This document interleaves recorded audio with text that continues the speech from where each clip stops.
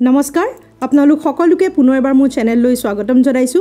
যেনে ধৰণে আমাৰ শাক পাচলি বা ফলমূলৰ পৰা বিভিন্ন ধৰণৰ আমি লাভ পাওঁ ঠিক তেনে ধৰণে ফুল কিছুমানেও আমাৰ শৰীৰত লাভ দিব পাৰে আপোনালোকে হয়তো মোৰ ভিডিঅ'ৰ যোগেৰে আগতেও শুনিছে যে জবা ফুলৰ কেনে ধৰণে কি বেনিফিটছ আছে কেনে ধৰণে খাব পাৰি সেই বিষয়ে ভিডিঅ' বনাইছিলো অপৰাজিতা ফুলৰ কেনে ধৰণে আমাৰ হেল্থ বেনিফিটছ আছে সেই বিষয়ে আমি অলৰেডি কথা পাতিলো আজি আন এবিধ ফুল যেটো এই বতৰত ওলাই বিশেষকৈ পূজাৰ সময়ত হেতু হৈছে আমাৰ শেৱালি ফুল বিভিন্ন আয়ুৰ্বেদিক মেডিচিনতো ব্যৱহাৰ কৰা যায় আমাৰ থলুৱা খাদ্য হিচাপেও ব্যৱহাৰ কৰা যায় আৰু এই শেৱালি ফুলৰ বিভিন্ন ধৰণে আমি খাব পাৰো তাক খাৰ বনাই খোৱাৰ বিষয়টো আপোনালোকে জানে লগতে পাতটো বৰ বনাই খোৱাৰ বিষয়ে জানে তাৰো উপৰি শেৱালি ফুলৰ চাহু প্ৰস্তুত কৰিব পাৰি শেৱালি ফুলৰ পাতৰ ৰস উলিয়াইও খাব পাৰি শেৱালি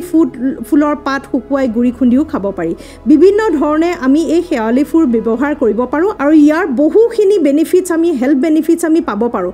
হয়তো আমি শেৱালি ফুল খাই সবে ভাল পাওঁ বা জানো যে শেৱালি ফুল খাই বুলি কিন্তু হয়তো আমি গোটেই বেনিফিটছৰ বিষয়ে নাজানো আহকচোন আজি এই ভিডিঅ'ৰ যোগেৰে প্ৰত্যেকটো বেনিফিটছৰ বিষয়ে ডিটেইলছত কথা পাতো যাতে আপোনালোকেও এই সময়ত সেই ফুলৰ লাভ আপোনালোকেও ল'ব পাৰে শেৱালি ফুল আমাৰ চৰ্দি কাহ বা পানী লগাৰ ক্ষেত্ৰতো বহু ক্ষেত্ৰতে সহায় কৰা দেখিবলৈ পোৱা যায় কাৰণ ইয়াত থকা ফ্লেভেনয়েডছে আমাৰ এন্টি ইনফ্লামেটৰি হিচাপে কাম কৰে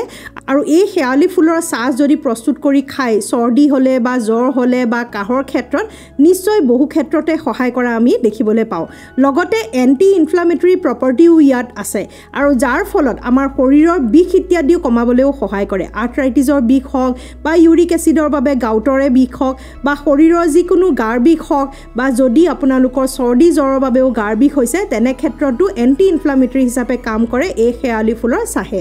অকল শেৱালি ফুলৰ চাহে নহয় তিনটা ধৰণে খাব পাৰি মই অলৰেডি কৈ গলো অলপ ডিটেইলছত মই কম বাৰু কেনে ধৰণে প্ৰস্তুত কৰিব পাৰি প্ৰথমতে তাৰ বেনিফিটছখিনি আমি কথা পাতি লওঁ এতিয়া গম পালে চৰ্দি জ্বৰ কাহ আৰু ইনফ্লামেশ্যনতো ই আমাক সহায় কৰে মেলেৰিয়া বা ডেংগুৰ সমস্যাৰ ক্ষেত্ৰতো আমাৰ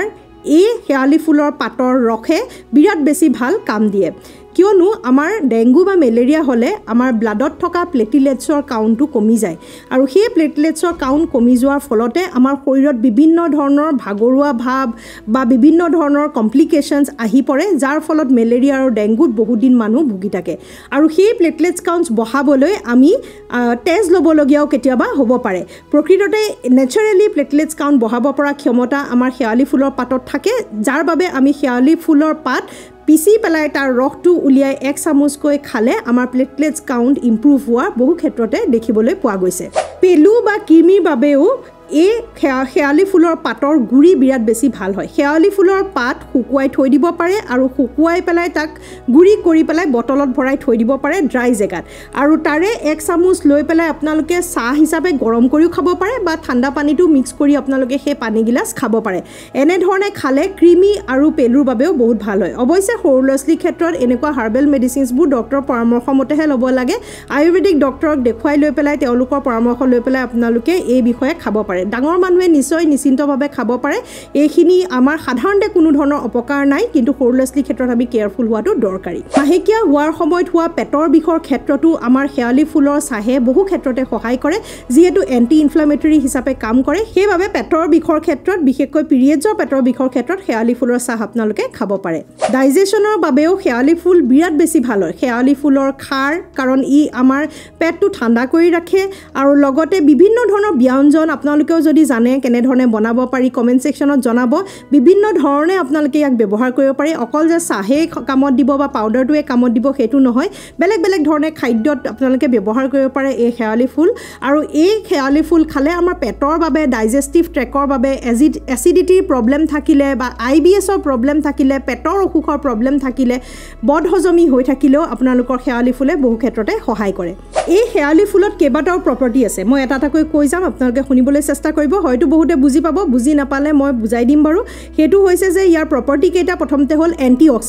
এন্টিঅক্সিডেন্টছ প্ৰপাৰ্টি মানে হ'ল আমাৰ শৰীৰত কিছুমান টক্সিন জমা হয় যিবোৰ সাধাৰণভাৱে আমি ফ্ৰী ৰেডিকেলছ বুলি ক'ব পাৰো আৰু সেই ফ্ৰী ৰেডিকেলছবোৰ শৰীৰত বিভিন্ন ধৰণৰ ক্ৰনিক সমস্যাৰ সৃষ্টি কৰে সেই ফ্ৰী ৰেডিকেলছবোৰ কমাবলৈ আমাৰ এন্টিঅক্সিডেন্টছৰ প্ৰয়োজন হয় আৰু যেটো এই শেৱালি ফুলত পোৱা যায় কেন্সাৰৰ দৰে সমস্যাও ফ্ৰী ৰেডিকেলছ বাঢ়ি যোৱাৰ ফলতে হয় আৰু এন্টিঅক্সিডেন্টছে কেন্সাৰৰ প্ৰিভেনচনৰ বাবেও সহায় কৰে কৰে আৰু সেই এণ্টিঅক্সিডেণ্টছ এই শেৱালি ফুলত পোৱাৰ বাবে নিশ্চয় ই এটা উপযোগী খাদ্য হয় লগতে ই এণ্টি এলাৰ্জি হিচাপেও কাম কৰে অৰ্থাৎ আপোনালোকৰ কাহৰ সমস্যা থাকিলে কফৰ সমস্যা থাকিলে এষ্টামাৰ সমস্যা থাকিলে এলাৰ্জি ৰিয়েকশ্যন থাকিলে ৰাইনাইটিছ যিটো আমাৰ চৰ্দি অনবৰতে লাগি থাকে কোনো কাৰণ নোহোৱাকৈ এনেকুৱা যিবোৰ এলাৰ্জিক ৰিয়েকশ্যন শৰীৰত হৈ থাকে সেই এলাৰ্জিৰ পৰা পৰিত্ৰাণ পাবলৈও শেৱালি ফুলে সহায় কৰে ডায়েবেটিছ ৰোগীৰ ক্ষেত্ৰতো ই বহু ক্ষেত্ৰতে সহায় কৰা দেখিবলৈ পোৱা গৈছে শেৱালি ফুলৰ পৰা প্ৰস্তুত কৰা চাহ বা তাৰ খাৰ বা লগতে গুড়ি খুন্দি যদি আপোনালোকে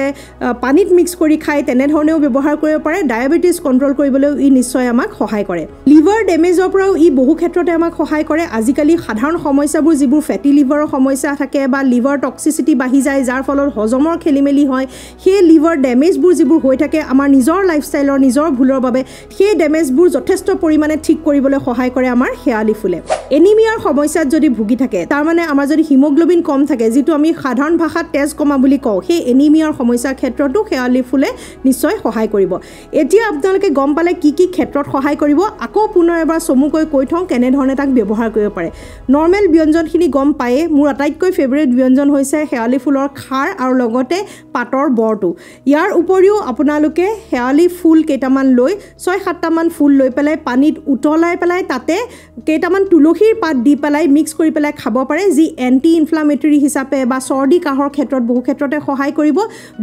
দুই বিধতে বহুতখিনি এনেকুৱা এণ্টিঅক্সিডেণ্টছ এণ্টি ইনফ্লামেটৰী প্ৰপাৰ্টি আছে তুলসীটো আছে যি প্ৰকৃততে বহু বেমাৰৰ ক্ষেত্ৰত আমাক সহায় কৰে দ্বিতীয়টো নিয়ম মই ক'লোৱে পাতখিনি শুকুৱাই থৈ দিব পাৰে আৰু গুড়ি খুন্দি পেলাই থৈ দিব পাৰে দীঘলীয়াভাৱে পিছতো শেৱালি ফুল নাইকিয়া হ'লেও আপোনালোকে সেই গুড়ি ব্যৱহাৰ কৰি থাকিব পাৰে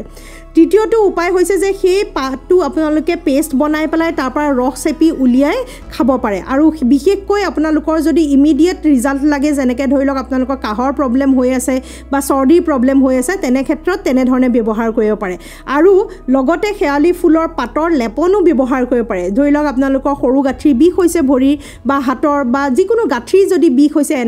ইনফ্লামেশ্যন আছে তেনে ক্ষেত্ৰত আপোনালোকে পেষ্ট বনাই পেলাই তাৰ লেপনটো ল'ব লাগে তাতে যদি আপোনালোকে অকণমান কেঁচা হালধি দি দিব পাৰে তেনেহ'লেতো বিৰাটেই বেছি ভাল কেঁচা হালধি আৰু লগতে শেৱালি ফুলৰ লেপনটো মিক্স কৰি পেলাই বিষৰ অংশত লগালে বহু ক্ষেত্ৰতে বিষ পৰিত্ৰাণ পাবলৈ আমি তেনেই সহজভাৱে আমি পৰিত্ৰাণ পাবলৈ সক্ষম হওঁ এইখিনি বেনিফিটছ আছিলে শেৱালি ফুলৰ এই বতৰত শেৱালি ফুল তেনেই সহজভাৱে পায় আৰু আপোনালোকেও যাতে এই সময়ত ব্যৱহাৰ কৰিব পাৰে সেইবাবে এই ভিডিঅ'টো আপোনালোকলৈ বনালোঁ ভিডিঅ'টো ছেভ কৰি থ'ব যাতে গোটেইখিনি কথা আপোনালোকে জানিব পাৰে কোন সময়ত খাব লাগে সেইটো বিষয়েও বহুতে সুধি থাকে এইবোৰ কোনো দৰৱ নহয় এইবোৰ এটা নেচাৰেল খাদ্য হয় যিবোৰ আমি ৰেগুলাৰলি খাই থাকোঁ ভাতৰ লগত খাই বা খাদ্য খোৱাৰ পিছত খাই কোনো ধৰণৰ তেনেকুৱা নিয়ম নাই সেইবাবে মেডিচিনছৰ ধৰণে ইয়াক ব্যৱহাৰ কৰিব নালাগে ইয়াক জেনেৰেল খাদ্য হিচাপে ব্যৱহাৰ কৰিব নিশ্চয় লাভ পাব আশা কৰোঁ ভিডিঅ'টো ভাল পালে যদি ভাল পাইছে শ্বেয়াৰ কৰিব যাতে সকলোৱে ইয়াৰ লাভ ল'ব পাৰে নতুন এটা ভিডিঅ' যোগে লগ পোৱাৰ প্ৰতিশ্ৰুতিৰে আজিলৈ সামৰো নমস্কাৰ